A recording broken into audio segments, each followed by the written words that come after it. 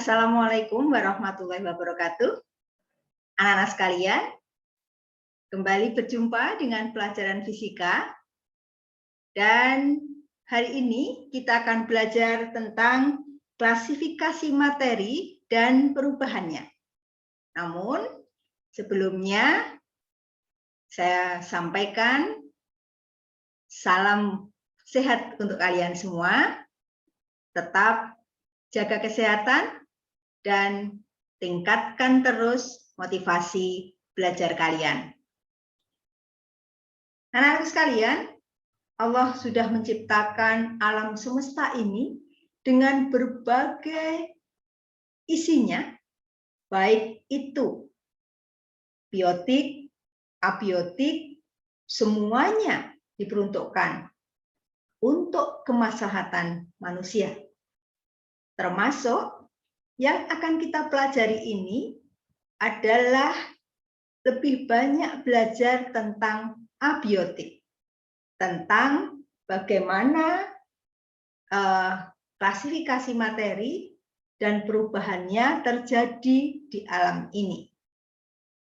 Baik, kita akan langsung masuk pada materi bab yang sangat menyenangkan kalian pelajari dan mudah-mudahan kalian bisa belajar dengan lebih baik. Kita belajar tentang klasifikasi materi dan perubahannya dengan 3 subbab. Yang pertama adalah klasifikasi materi itu sendiri, kemudian pemisahan campuran dan sifat serta perubahan materi. Klasifikasi materi akan membahas 2 hal, yaitu materi dan yang kedua adalah unsur, senyawa, dan campuran. Apakah materi itu? Materi adalah sesuatu yang mempunyai massa dan dapat menempati ruang. Sekali lagi, materi adalah sesuatu yang mempunyai massa dan menempati ruang. Nah, di klasifikasi materi ini kita akan bahas 2 hal, yaitu karakteristik benda berdasarkan wujudnya dan perubahan wujud benda. Klasifikasi benda berdasarkan wujudnya dibagi menjadi 3, yaitu benda padat yang ada di sekitar kalian. Sekarang kalian cari apa saja benda padat. Kemudian benda cair, pasti di sekitar kalian saat ini juga ada benda cair. Dan benda gas. Di sekitar kalian pun saat ini ada benda gas. Kemudian benda padat, cair, dan gas dapat mengalami perubahan wujud, yaitu mencair, membeku, menguap, mengembun, dan menyuplim. Nah, berdasarkan wujudnya, benda tadi ada padat, cair, dan gas. Bagaimana klasifikasinya benda tersebut? Contoh benda padat di sekitar kalian, mungkin saat ini kalian sedang memegang pensil untuk mencatat pelajaran Bu Guru. Nah, pensil termasuk benda padat. Pensil yang sedang kalian pegang, bentuk dan volumenya tetap. Ya, bentuk dan volumenya tetap.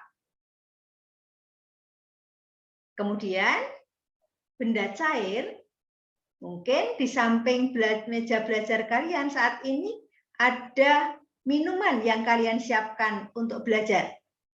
Nah, benda cair ini mempunyai sifat volumenya tetap, bentuknya selalu berubah mengikuti tempatnya. Minuman yang di samping kalian mungkin ada yang di botol, ada yang di gelas. Nah, bentuknya mengikuti tempatnya. Ya. Kemudian benda gas yang saat ini sedang kalian hirup dalam pernafasan kalian, ya, adalah gas. Sifat gas, bentuk dan volumenya berubah-ubah.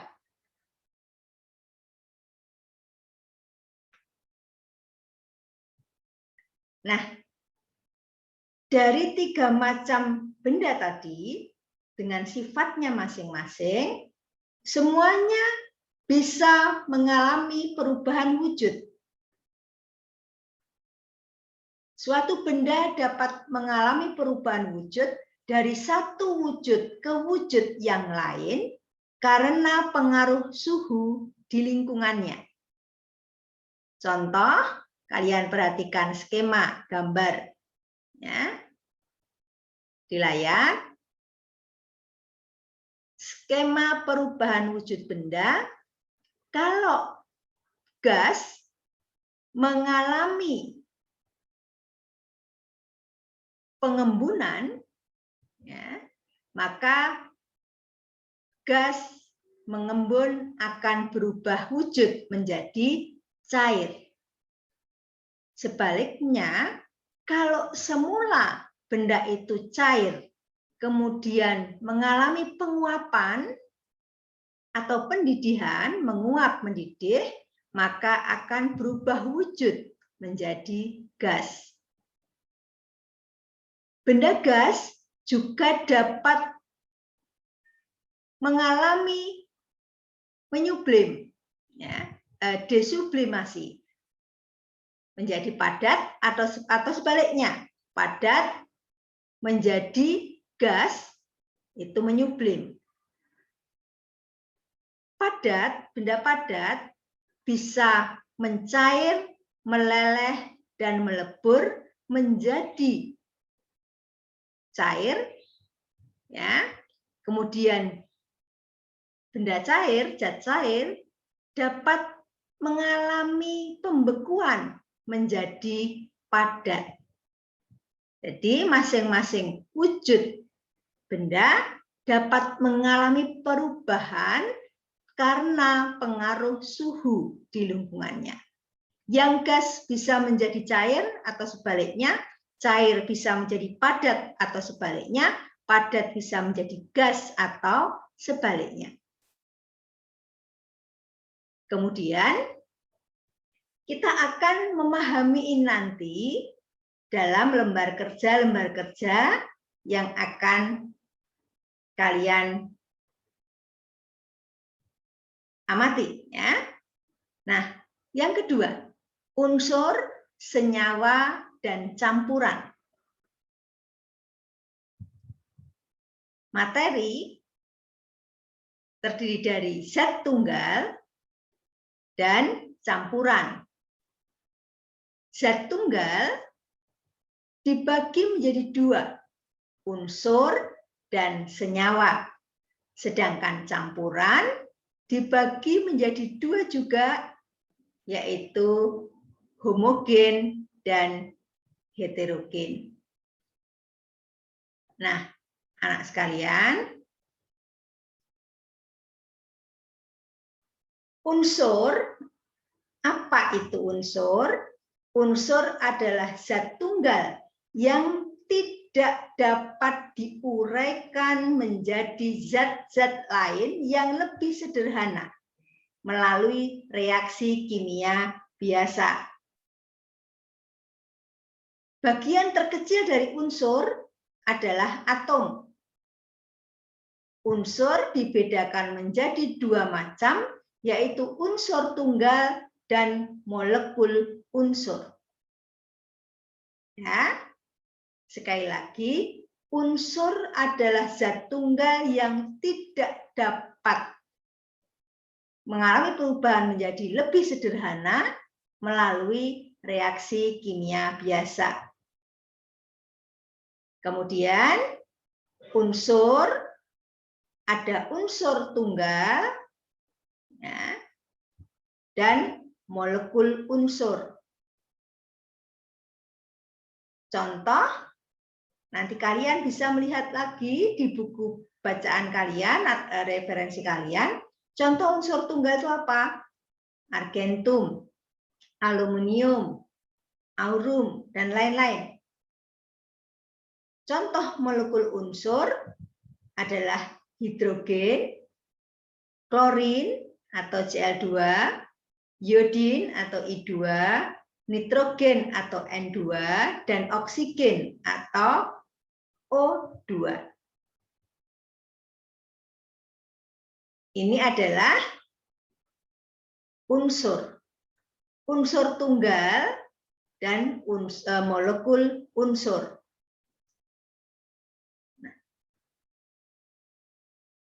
Cara penulisan lambang unsur, argentum misalnya, ditulis dengan A besar G kecil.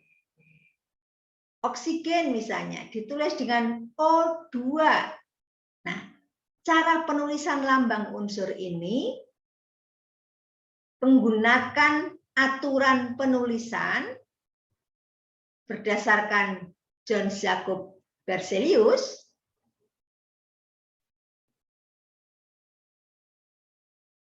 Penulisan lambang unsur menggunakan cara sebagai berikut. Yang pertama, menggunakan satu huruf kapital. Misalnya, nitrogen ditulis dengan N besar, huruf kapital. Satu huruf kapital. Kemudian karbon dengan C besar. Cara yang kedua menggunakan dua huruf, yaitu huruf pertama ditulis dengan huruf kapital dan huruf kedua ditulis dengan huruf kecil.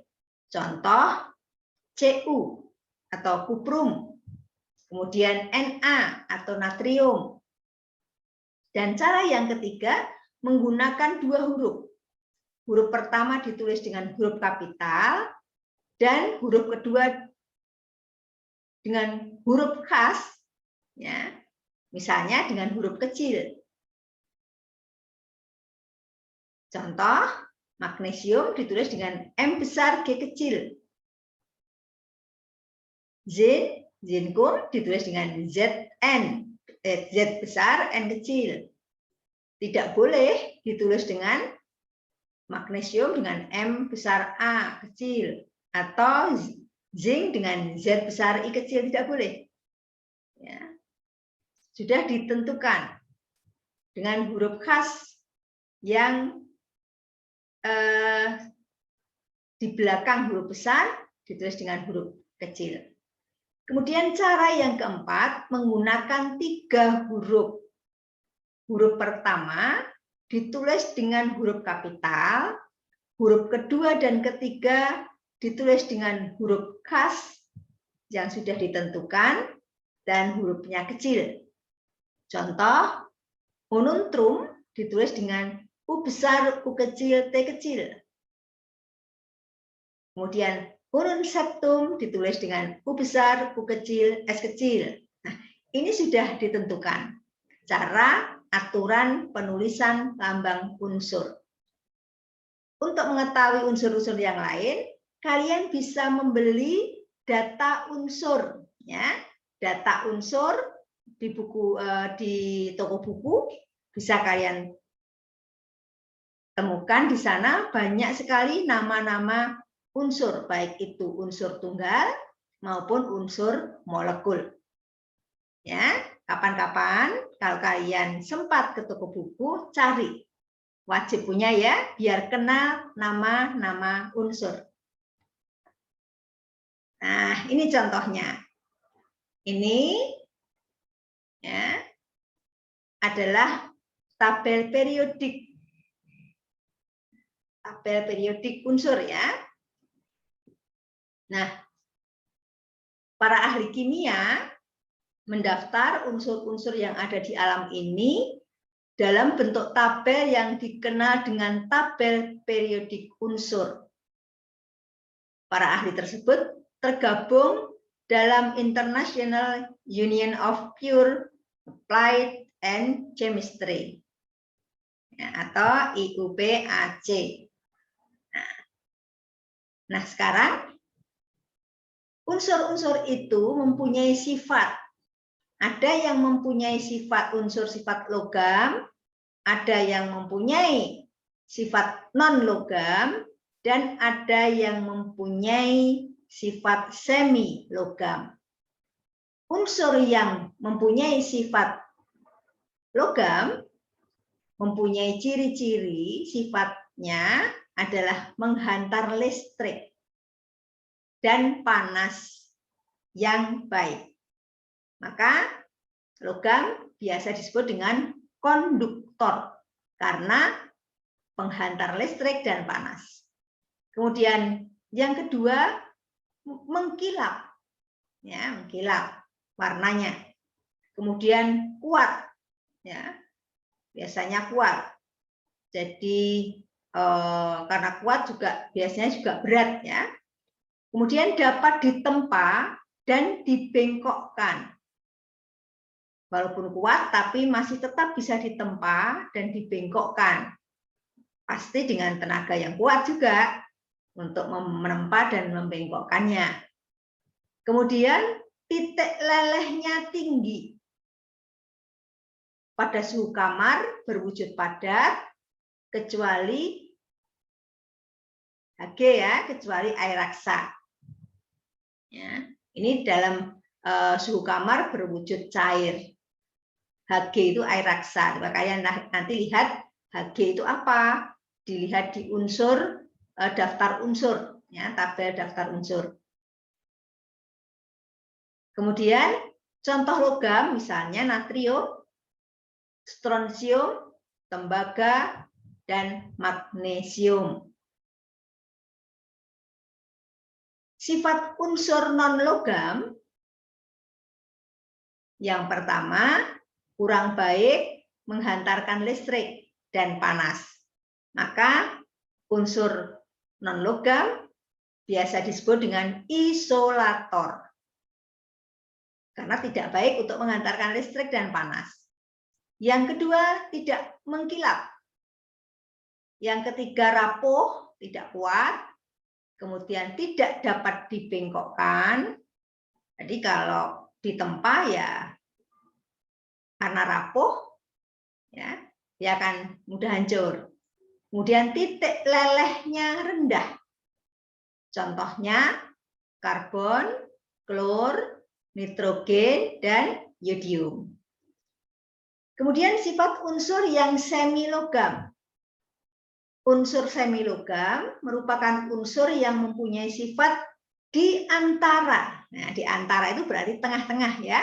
Di antara sifat logam dan non-logam. Dengan demikian, semilogam bersifat semikonduktor. Karena di tengah-tengah, maka disebut semi. Ya, semikonduktor. Contohnya silikon. Nah, anak-anakku sekalian, setelah kita tahu itu apa unsur, ya, kemudian kita akan mengetahui, membahas tentang apa itu senyawa. Senyawa adalah materi yang tersusun atas dua atau lebih unsur yang berbeda melalui reaksi kimia. Nah, ini contoh tabel, kalian coba perhatikan. Ada nama senyawa. Kemudian ada rumus kimianya. Ya. Disusun oleh apa ini? Senyawa ini disusun oleh beberapa atom. Ya. Yang kemudian Atom-atom itu menyusun senyawa dan ada nama unsur penyusunnya. Nah, ini contohnya senyawa amonia.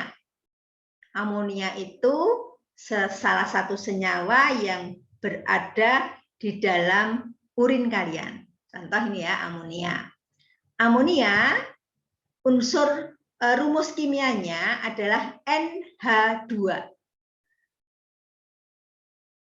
Senyawa ini disusun oleh satu atom nitrogen dan 3 atom hidrogen. Maka ditulis dengan rumus NH3. 1 N dan 3 H. 1 nitrogen dan 3 hidrogen. Kemudian contoh lagi yang lain, gula pasir. Gula pasir itu rumus kimianya C12H22O11. Apa artinya? Gula pasir mempunyai atom penyusun 12 atom karbon, 22 atom hidrogen, dan 11 atom oksigen. Nah, gula pasir ya. Kemudian urea. Urea, rumus kimianya CONH2 2 kali. Artinya apa? Rumus kimia ini dari urea ini bahwa urea tersusun atas 1 atom karbon, 1 atom oksigen, 2 atom hidrogen dan 2 atom nitrogen dan 4 atom hidrogen. Ya. Jadi hanya 4, yaitu apa? H2 di dalam kurung dan 2 di luar kurung tutupnya, maka dikalikan. Ya, 2 kali 2, 4. Nah, kemudian air misalnya H2O. Air disusun oleh 2 atom hidrogen dan 1 atom oksigen. Garam dapur, rumus kimianya NaCl. Disusun oleh 1 atom natrium dan 1 atom klor. Kemudian karbon dioksida, CO2. Disusun oleh 1 atom karbon dan 2 atom oksigen. Nah, ini ya contoh dari senyawa. Apa tadi senyawa? Diingat lagi, senyawa adalah materi yang tersusun atas 2 atau lebih unsur yang berbeda melalui reaksi kimia. Jadi bersatunya unsur-unsur itu karena sebuah reaksi kimia. Ya, sehingga membentuklah senyawa. Nah, sifat-sifat senyawa yang pertama terbentuk dari 2 atau lebih unsur yang berbeda melalui reaksi kimia. Tadi sudah ya. Kemudian yang kedua memiliki sifat yang berbeda dengan unsur penyusunnya. Jadi kalau karbon dioksida disusun oleh 1 atom karbon dan 2 atom oksigen, CO2 ini punya sifat yang sangat berbeda, yang sudah berbeda dengan karbon dan oksigen. Jadi sudah tidak seperti karbon dan sudah tidak seperti oksigen.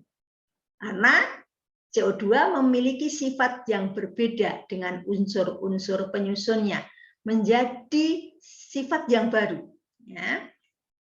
Kemudian sifat yang ketiga dapat diuraikan menjadi unsur-unsur melalui reaksi kimia. Yang ketiga, unsur-unsur penyusunnya memiliki perbandingan tetap. Nah, yang nomor 3 tadi dapat diuraikan, artinya melalui sebuah reaksi kimia, CO2 itu bisa diuraikan lagi menjadi karbon dan oksigen. ya, air H2O dapat diuraikan melalui reaksi kimia menjadi hidrogen dan oksigen. Ini sifat yang ketiga, dapat diuraikan menjadi unsur-unsur melalui reaksi kimia. Diuraikan, diurai itu berarti dari kompleks menjadi sederhana, diurai. Dari H2O menjadi H dan O. Nah, itu. Kemudian sifat yang keempat, unsur-unsur penyusunnya memiliki perbandingan tetap. Jadi perbandingan unsurnya tidak berubah, kandungannya tidak berubah. Kemudian pembentukannya memerlukan atau melepaskan energi. Jadi pada saat pembentukan senyawa, ya, itu memerlukan atau bahkan melepaskan energi. Ini senyawa. Sekarang kita mengenal campuran. Apa itu campuran? Campuran adalah materi yang tersusun atas dua zat atau lebih, tetapi masih mempunyai sifat penyusunnya. Coba kalian perhatikan, apa perbedaan senyawa dan campuran? Sama-sama disusun oleh zat, oleh materi yang lebih dari satu, ya. Dua zat atau lebih, sama-sama disusun oleh dua zat atau lebih, tapi kalau senyawa sudah tidak memiliki sifat zat penyusunnya, sedangkan campuran masih mempunyai sifat zat penyusunnya. Contoh ciri campuran, tersusun atas dua zat atau lebih. Jelas ya. Yang kedua, memiliki sifat seperti zat penyusunnya. Sudah jelas tadi dari definisi campuran. Yang ketiga, tidak memiliki komposisi tetap. Kalau senyawa tadi, komposisinya tetap. Ya, perbandingannya tetap. Nah, kalau campuran tidak tetap. Yang keempat, zat penyusunnya dapat dipisahkan dengan cara reaksi fisika.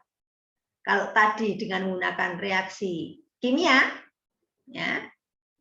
Kalau campuran dengan reaksi fisika. Contoh reaksi fisika itu apa?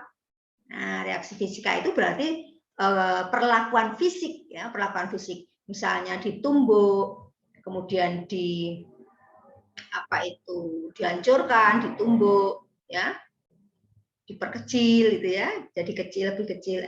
Itu contoh perlakuan fisik. Campuran ada dua, ada campuran homogen dan campuran heterogen. Homo itu artinya satu, ya. Hetero itu artinya banyak.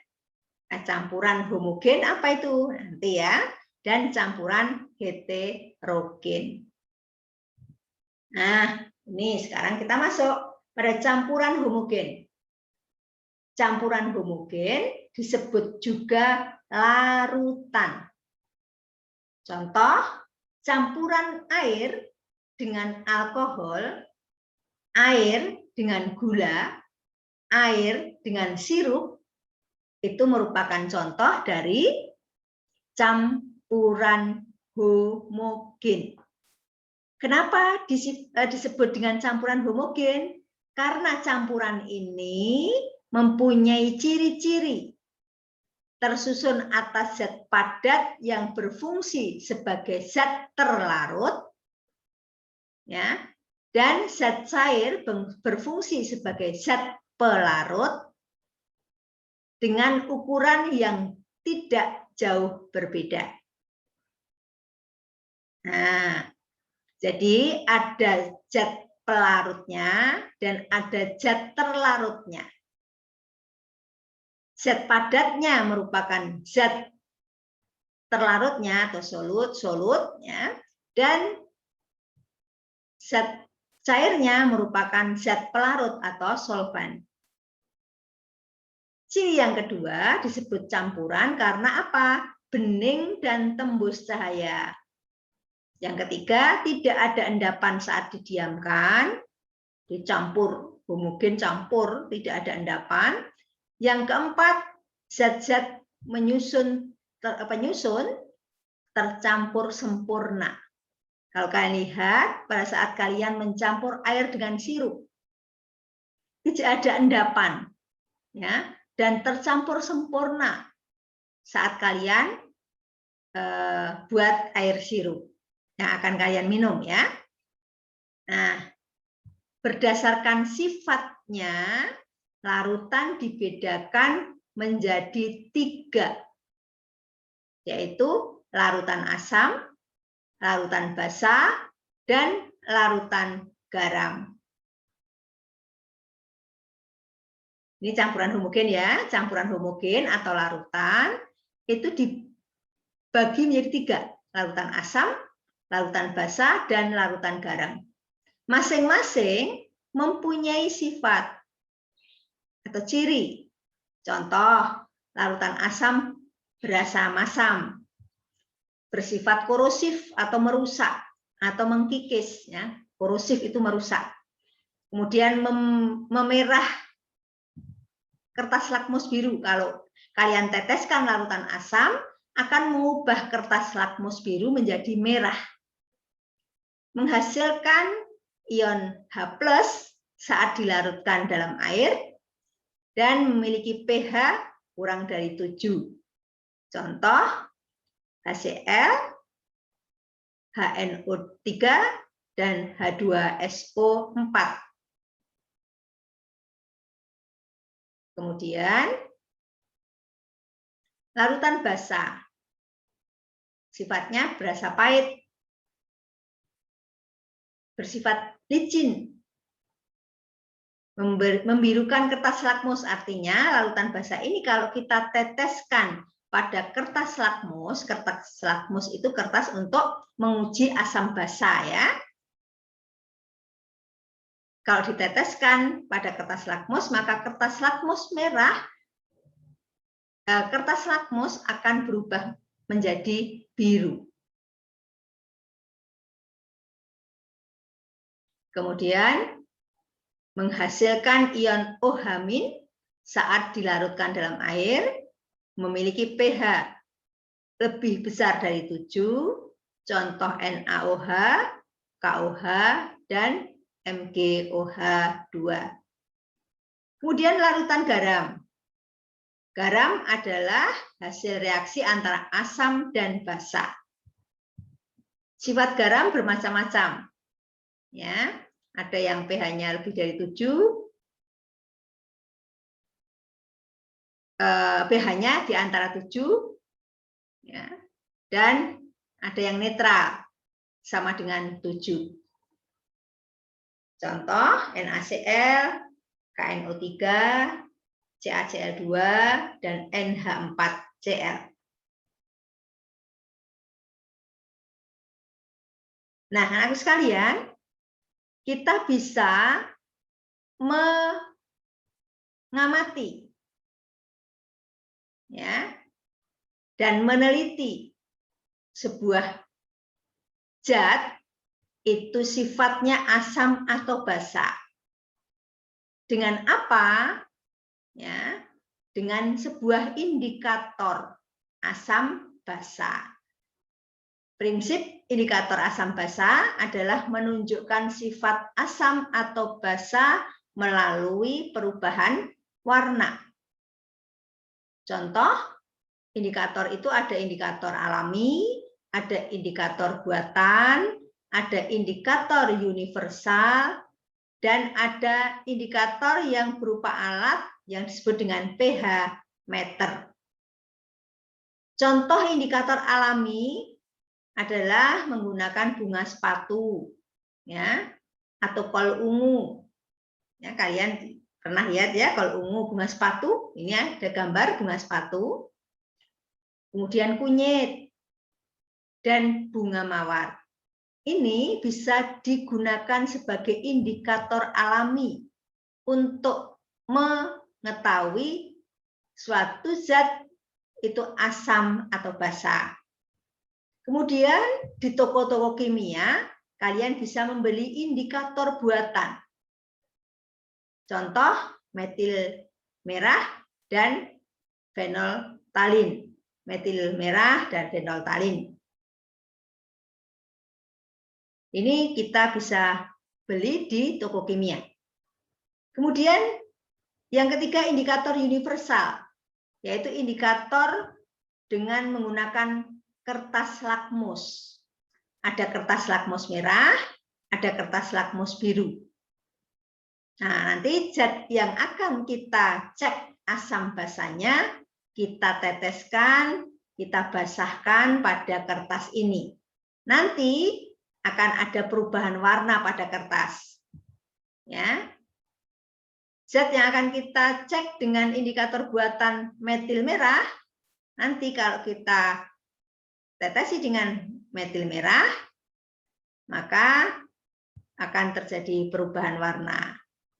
Nah, kemudian ada alat. Ya, karena dunia sudah modern, alatnya dengan pH meter. Ini untuk cek asam basa yang bisa kita ketahui dengan angka berapa pH-nya, ya, berapa ukuran zat itu basanya dan atau asamnya. Oke, anak sekalian, ini tadi kita bahas campuran homogen. Sekarang kita sampai pada campuran heterogen. Ya, campuran heterogen ada suspensi dan koloid. Campuran heterogen disebut suspensi jika ukuran partikelnya lebih besar dari 100 nanometer. Dan disebut koloid jika ukuran partikelnya antara 1 sampai 100 nanometer. Contohnya apa? Contoh yang suspensi misalnya campuran pasir dengan air. Ya. Kemudian koloid, contohnya campuran susu, darah, asap, itu termasuk koloid. Jadi ukuran partikel penyusunnya kecil, sekitar 1 sampai 100 nanometer. Koloid. Nah, ciri-ciri campuran heterogen yang pertama, partikel-partikel yang bercampur memiliki perbedaan massa jenis besar. Yang kedua, keruh dan tidak tembus cahaya. Yang ketiga, terdapat endapan saat didiamkan.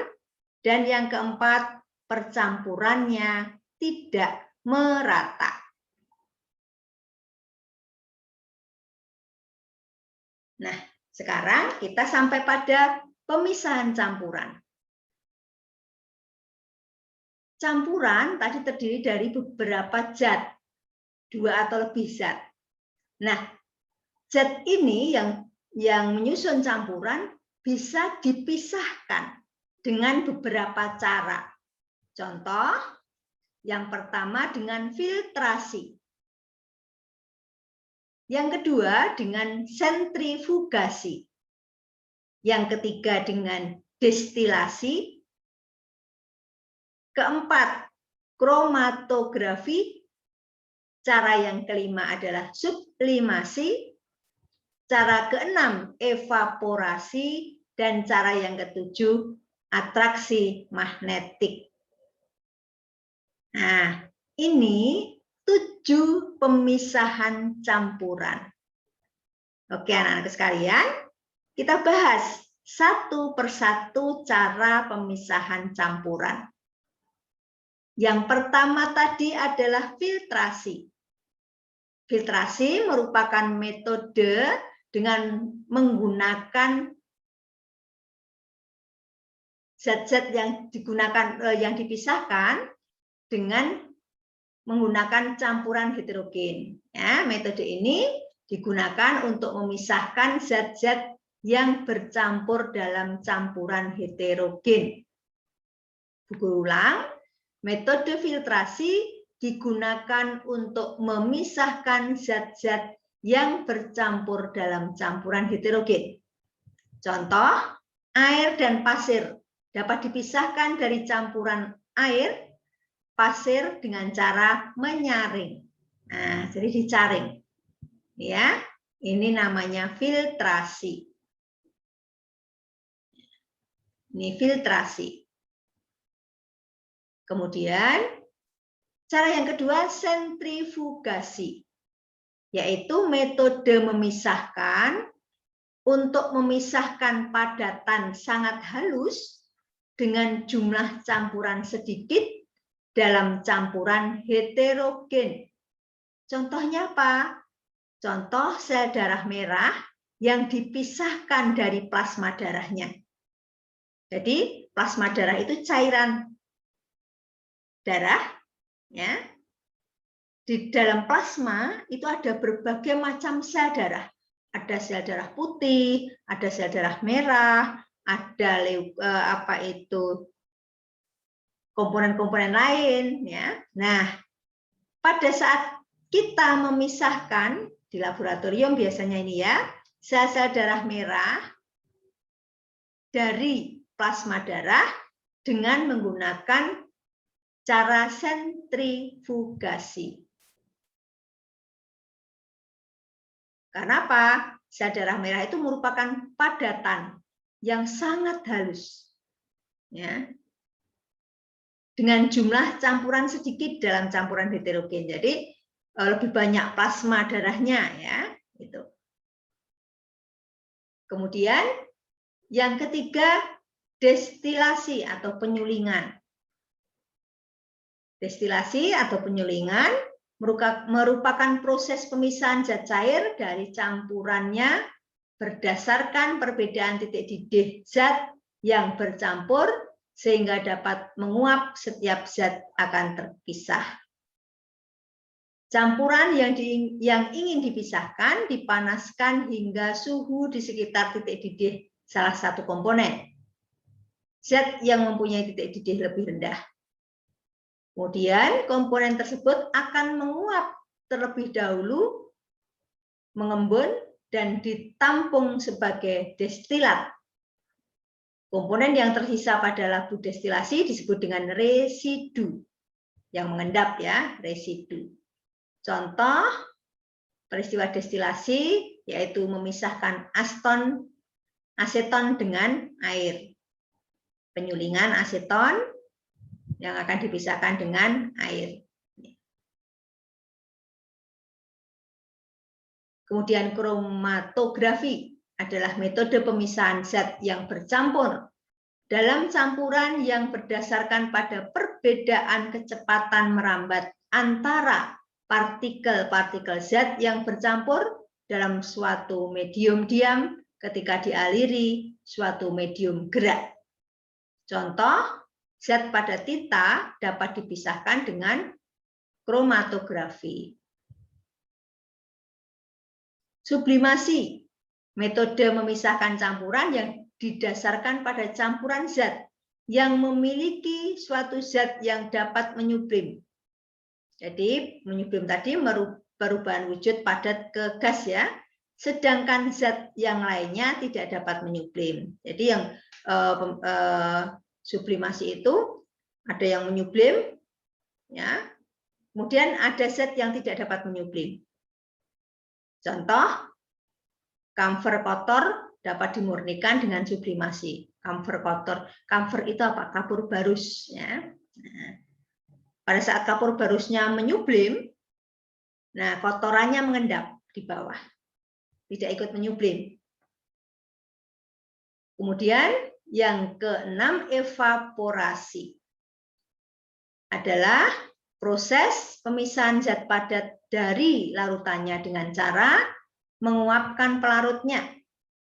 Saat larutan dipanaskan, maka larutan akan berubah menjadi larutan lewat jenuh dan membentuk kristal. Contoh proses evaporasi digunakan pada proses pembentukan garam dari air laut. Jadi evaporasi itu menguap. Ya. Garam air laut, kalau airnya menguap, garamnya tetap tinggal. Ya. Kemudian yang ketujuh adalah atraksi magnetik. Atraksi magnetik adalah metode pemisahan campuran materi yang didasarkan pada perbedaan sifat kemagnetan zat-zat penyusun campuran. Contoh, memisahkan serbuk besi dari pasir. Nah, ini anak-anak ya. Untuk pertemuan kali ini, kita sampai pada pemisahan campuran. Untuk materi selanjutnya, akan kita bahas di minggu yang akan datang. Oke, sampai pada pemisahan campuran, saya berharap kalian sudah mempunyai gambaran tentang klasifikasi materi dan perubahan zat atau perubahan wujud zat. Ya. Ingat lagi, apa itu materi, apa itu unsur, campuran. Ya. Pahami kembali materi yang Ibu sampaikan hari ini dengan membaca buku referensi yang kalian miliki. Jangan berhenti mencari materi yang lebih banyak. Materi bisa kalian cari di buku yang kalian miliki, bisa kalian browsing di internet, bisa kalian bertanya ke kakak kalian, ke orang tua kalian, jika ada hal-hal yang belum kalian ketahui. Untuk memahami lebih lanjut pun, kalian bisa mengulang-ulang video Bu Guru untuk memahami dengan baik. Dan untuk memahami dengan baik lagi, pasti dengan cara selain mencari referensi, membaca kembali materi yang sudah kita pelajari, kalian juga bisa mencoba ya, mengerjakan soal, mencoba mengerjakan lembar kerja, sehingga apa yang kita pelajari tersimpan di memori lebih tebal, lebih banyak, dan pada saat kalian mengingat kembali, memori itu akan kalian bisa ambil dengan mudah, karena kalian sudah melalui tahap pembelajaran yang beberapa macam, yaitu dengan mendengarkan dan melihat video Bu Guru, dengan membaca referensi, dengan mencari referensi lain lagi, membaca lagi, kemudian mengerjakan soal-soal, dan mempraktekkan lembar kerja yang disampaikan oleh Bu Guru. Nah, dari 4 atau 5 cara belajar itu, kalian akan semakin paham.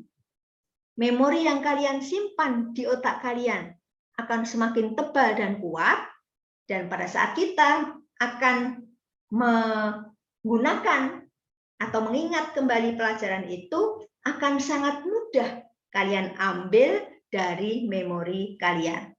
Pada saat kalian ingin lebih terampil menerapkan metode-metode pemisahan campuran, kalian akan lebih mudah untuk menerapkan metode atau cara-cara itu. Baik, anakku sekalian, pertemuan kita hari ini sekian dulu, dan selamat belajar.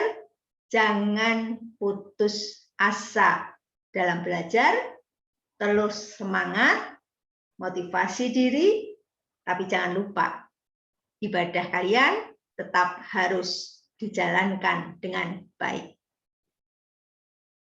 Selamat belajar. Assalamualaikum warahmatullahi wabarakatuh.